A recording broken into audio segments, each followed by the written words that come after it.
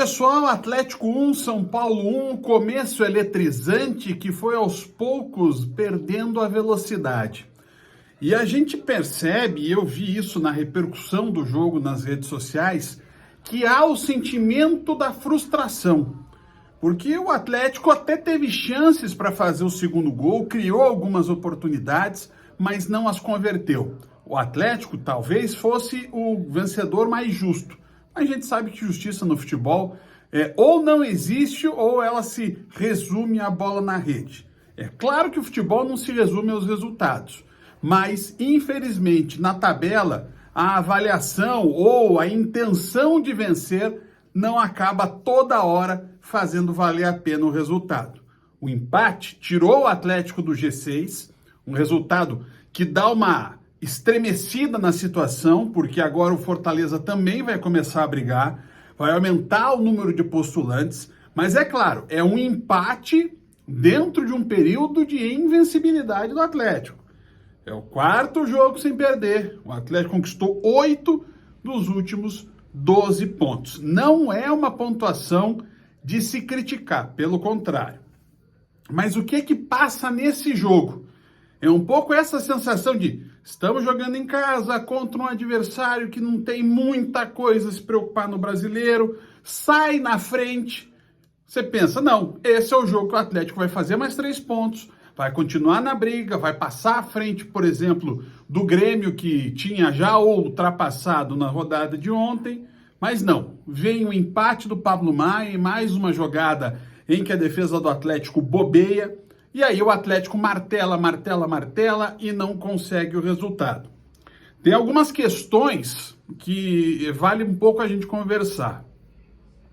Vou dar esse crédito a quem eu ouvi primeiro falar sobre isso, que é o Marcelo Ortiz, né, esse grande narrador do rádio paranaense.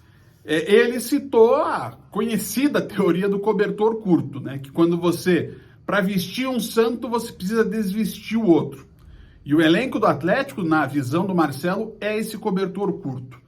Talvez com o time que vem jogando agora, em que se encaixou, por mais que não tenha conseguido vencer, mas se encaixou, Coelho e Canóbio sempre participativos, o Pablo voltou a fazer gols, já fez 3 nos últimos jogos, o Atlético foi construindo aí uma recuperação tática do seu time. Mas quando é a hora da mudança, da alteração, aí o Atlético sente a falta de alguns valores e às vezes até de maior qualidade. Né? O Rômulo e a Arriagada estão entrando todo o jogo, mas normalmente também entram, especialmente o Arriagada, entram em situações de tipo, vai lá, entre e resolva. O Atlético não tinha quem substituir no meio-campo com o Hugo Moura meio descontado. Né? Então, assim, vai somando as questões, né? O Fernandinho fora, o Christian lesionado, o Atlético tendo dificuldades na reposição de algumas peças, fica aí o velho cobertor curto. E aí é algo que, claro, o torcedor fica preocupado, porque vem aí os últimos 8 jogos do Campeonato Brasileiro, 8 decisões para o Atlético, a começar de quarta contra o Corinthians. Aí no sábado tem um jogo fundamental contra o Palmeiras. E aí que Atlético vai ser o que vai jogar?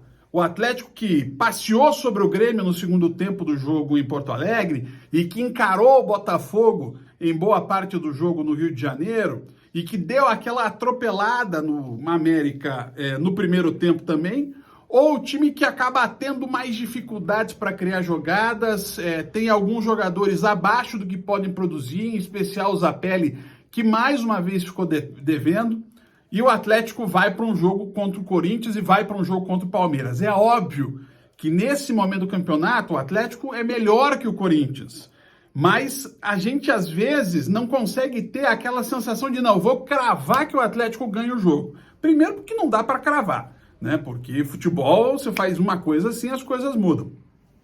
Mas o Atlético que ele vai bem num período e acaba tendo 1 ou 2 jogos de muita instabilidade. E aí o torcedor fica sentindo. É claro que a disputa está abertíssima.